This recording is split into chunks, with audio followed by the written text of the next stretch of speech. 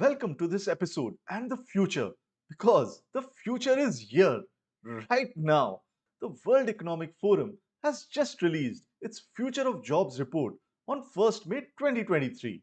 So it's right hot off the blocks. You may already have seen something like this on social media. No need to pause or go back to watch that clip because we will be diving deeper into this report, much deeper than what has been splashed around on social media or mainstream news channels. And that's because half-baked knowledge is a dangerous thing. In fact, an extremely dangerous thing when you're talking about the future and planning for the future.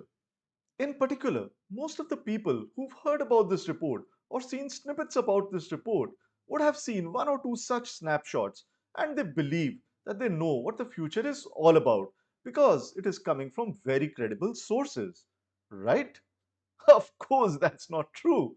But what is more important is asking the follow up questions. Why is it not true? And if it is not true, what else do we need to know? I'm glad you asked because that is precisely what I'm going to cover in this video. And in line with the futuristic theme, I have saved the best for the last. That is for a future part of this episode. So stay tuned right until the end. As promised, let us first deep dive into the future of jobs as per this World Economic Forum report.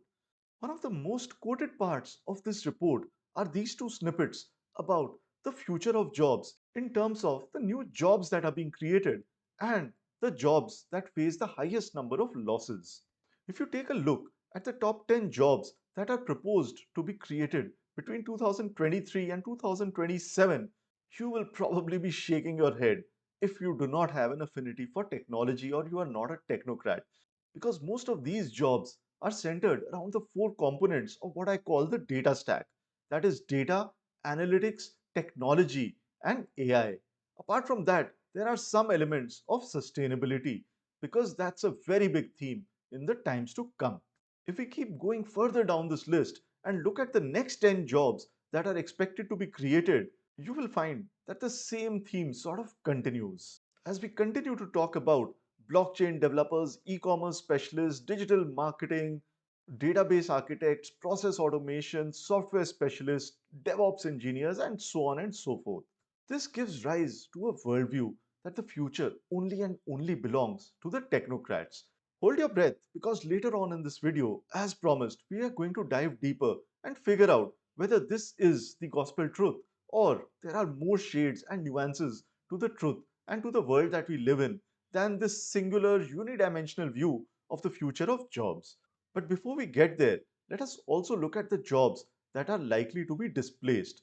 Here is a list of the top 10 jobs that are at a risk of being displaced. And as you can see, very much from the nomenclature of these jobs, they are mostly clerical or administrative in nature. In fact, the word clerk is used in the job title in most of these cases. So if that's something that you have in your job title, or even if you have a fancier job title, but that in essence is the crux of what you are performing in your duties on a day to day basis in your job, then of course you need to be slightly concerned because your job itself might be at a risk of being displaced. As we did in the case of job creation, the list gets even more interesting if we look at the rank 11 to 20 of the jobs that are at the risk of being displaced. There is much more variety here, and you might be surprised with some of these things like social media strategists or relationship managers. But in essence, if we look at the combined list of the top 20 jobs that are at the risk of being displaced as per this report, the threads that cut across this entire list of the top 20 jobs that are likely to be displaced are the threads of a job, be clerical in nature, administrative in nature, repetitive in nature, not requiring higher order skills, or something that can easily be automated or replicated by the use of technology. These two snippets of the top 10 jobs of the future or the worst 10 jobs of the future are really what are making headlines. But is this truly headline material? Is there anything new in what is being said here? And most importantly, is this going to be of any benefit or value to you? Let's answer all of these questions one by one. Firstly, the World Economic Forum has itself mentioned in this 296-page report that their findings relating to the job creation and the job displacement are very similar to what was reported in their three earlier reports of 2016, 2018, and 2020.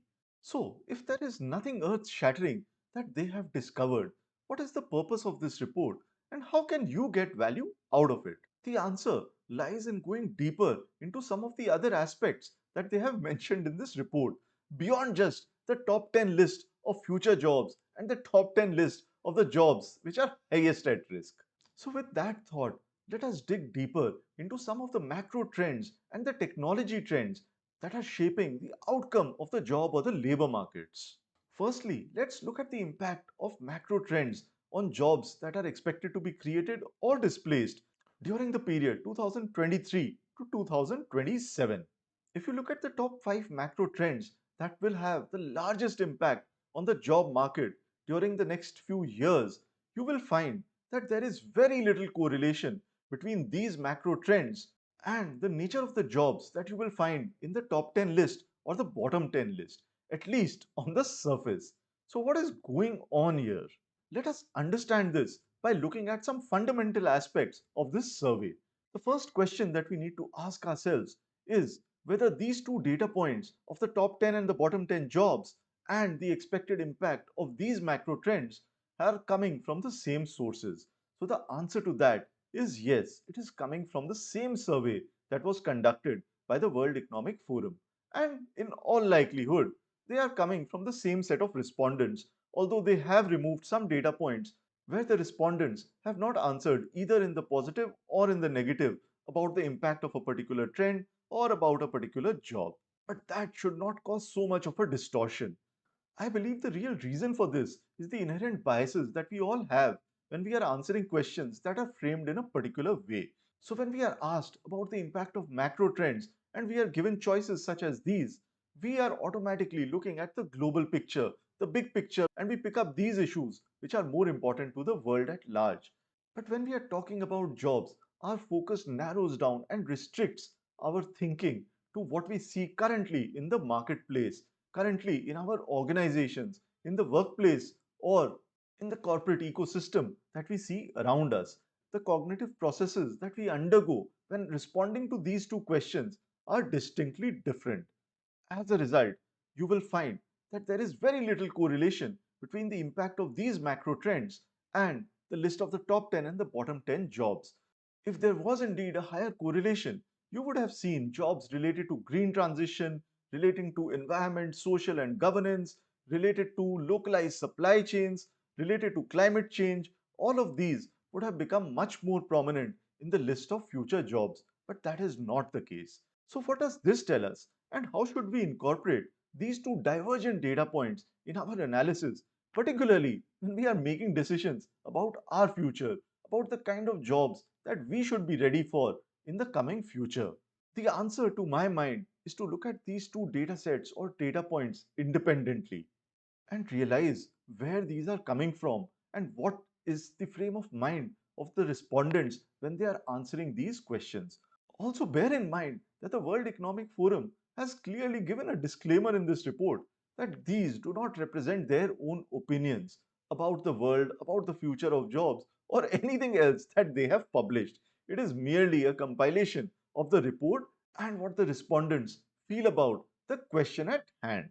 So, what you need to do is play to your strengths and figure out which aspects of these reports or which segments of the jobs or the macro trends or any other aspect or dimension of this report is resonating with what your skill sets are, with what your aspirations are, with your likes and desires, so that you can create a future for yourself where you will be happy and successful.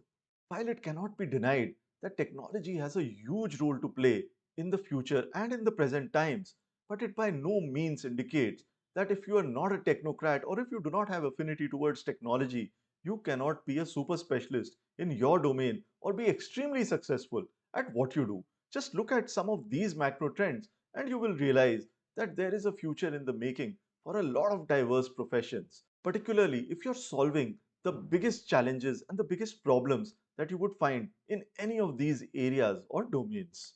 But since the report is heavily skewed in terms of technology as far as the top 10 jobs are concerned. Let us deep dive into the positive impact of technology adoption on jobs. As you can see from this list, the top few areas where technology adoption is expected to have a positive impact on creation of jobs, you will find that many of these relate to important aspects or critical aspects of society that we care about, as we've seen in the macro trends. And now you will realize that the dots start connecting somehow, and why it is foolhardy to look at just the top 10 jobs in isolation. Because if we look at the list of these top technologies which have the maximum positive impact on job creation, these are all related to problems that we are trying to solve in the world at large. Whether it is problems around environment, around climate change, around biotechnology, biodiversity, agriculture, health and care, or even education for that matter. So, as I mentioned earlier, do not fret if you are not a technocrat. Even if you're not a technocrat, even if you're passionate about any one of these areas and want to make a difference, you can always tie up with other people who are technocrats or have built robust skills in any of those top 10 foundational technologies, and you can collaborate and create the right sort of impact. On the other hand, if we look at the top negative impact of technology adoption on jobs, there are only two areas in this report where the net impact of technology adoption is negative on the creation of jobs. In other words, more jobs are going to get displaced as a result of robotics, both humanoid as well as non humanoid, as per this report. All other technology areas listed in this report are expected to have a net positive outcome or creation of more jobs than it actually displaces. At this stage, you may be sensing a disconnect between the different sets of observations that we've seen so far. On the one hand, the top 10 jobs that are expected to be created in the future are mostly around the data stack of data analytics, technology, and artificial intelligence. Whereas, if we look at this segment of observations around the impact of technology on the future creation or displacement of the jobs, we find that artificial intelligence, for example, is nowhere in this list, either in the top or at the bottom. And once again, we need to be slightly more nuanced when we are looking at these reports and understanding and interpreting these reports.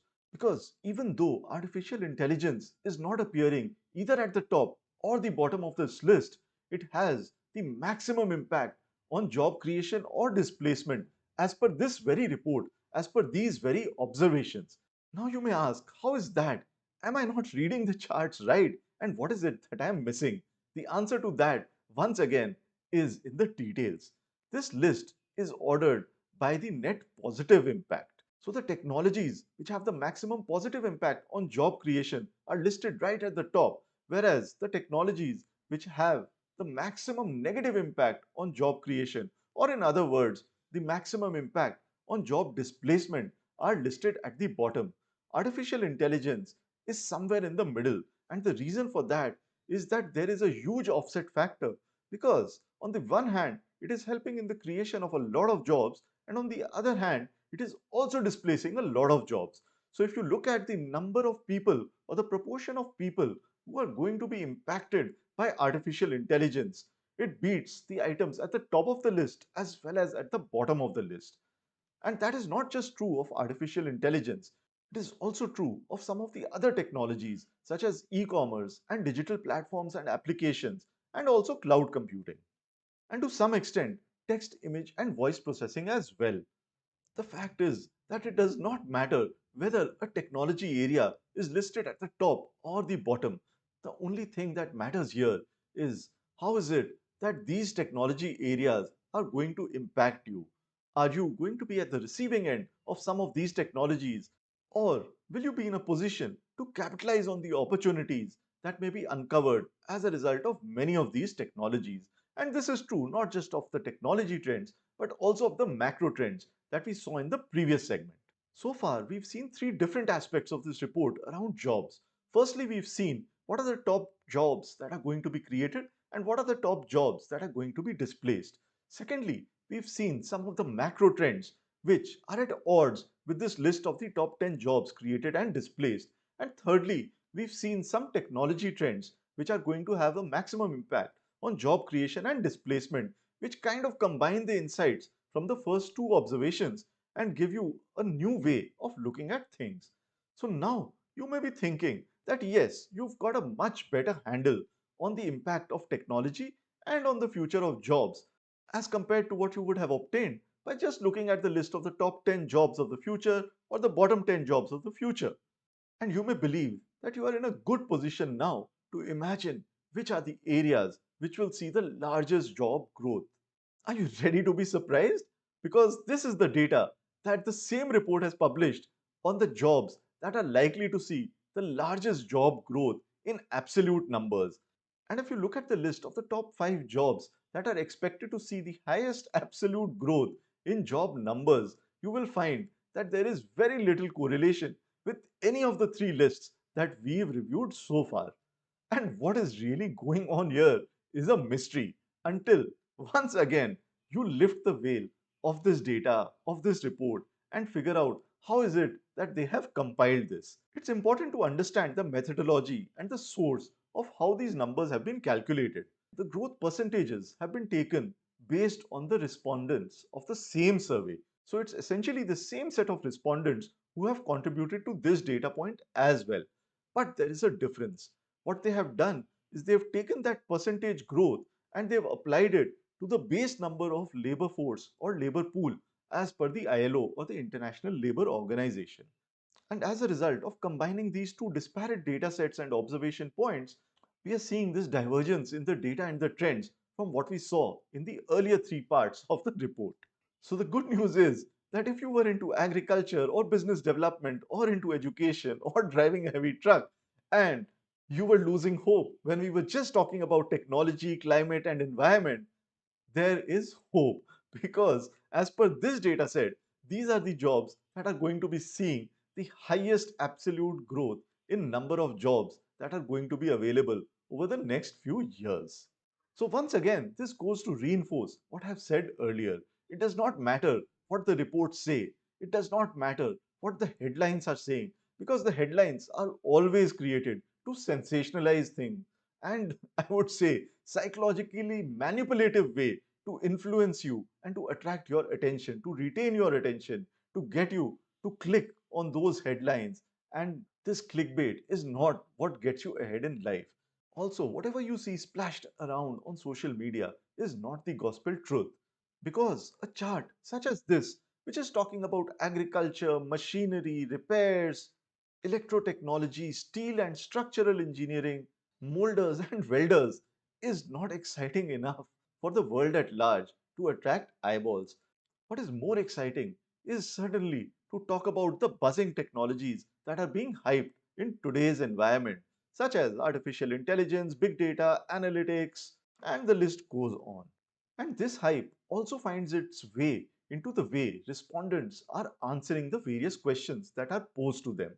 So take each one of these four sets of observations around the impact on the future of jobs with your own pinch of salt or bucket of salt, if you may, because the insights that are provided in these four sets of observations, which are based on responses from the very same set of respondents, are starkly different. It is definitely true, and it has always been true, that the nature of jobs that we see in the economy and society around us keep changing and keep evolving. These are never constant. More importantly, we will get different answers to the same set of questions depending on who we ask, and more importantly, how we frame the question itself, because that may lead to a different set of responses from the very same set of people. Beyond a point, it is not as much about the kind of jobs that are available in the market, because in order to be successful, you need to adapt yourself to the changing needs and requirements of the market. And what stays with you and is your own, irrespective of the nomenclature and the manifestation of these jobs, is the skills, the competencies, the attitudes, and whatever it is that you are bringing to the table. So it's not as much about jobs as it is about skills. So, when you're looking at future proofing your career, it is a pointless exercise to imagine or second guess or predict the kind of jobs that may be available in the future. The nomenclature of these jobs is not something that we can predict with any degree of accuracy. If you go back 20 years in time or even 10 years back in time and ask your younger version, what are the job titles that are going to be prevalent in society 10 or 20 years down the line, you would be laughing at the answers that they would be giving you. And they would be shocked at the answers that you would give them from the future about the nature of jobs that today exist in the market. So it is not about predicting the kind of jobs that are likely to be available or likely to be displaced, but more importantly, it is about the skill sets, the attitudes, and whatever else that you are bringing to the table that constitute your readiness for these jobs. And that brings us to the most important aspect of being prepared for the future. And the biggest question to answer is, what are the core skills that you need as a professional in 2023 and in the times to come? Once again, here is a snapshot of the core skills that are topmost in the list in terms of what is important in 2023. But once again, as we've seen in the segment around the list of jobs that are likely to be created or displaced, the data that you see shared most often on social media or the highlight of the report is not necessarily the complete truth. On a similar note, whereas you can gain some value by looking at the list of these skills that you need to gain in 2023, there is much more value that you can derive by diving deeper into each one of these core skills and slice and dice it from the perspective of different questions that have been posed to the same set of respondents. You will get a far more nuanced and far more useful worldview of the skills that are required to be imbibed in the future. And that is an infinitely more important question than what are the jobs that are likely to be created or displaced. Because whether you are able to perform a job or not is essentially dependent on the skills that you are bringing to the table. And in the next episode, I'm going to be diving deeper into each one of these segments of core skills that are required to future proof your careers, irrespective of whether you are a technocrat, a right brained or a left brained person, an introvert or an extrovert.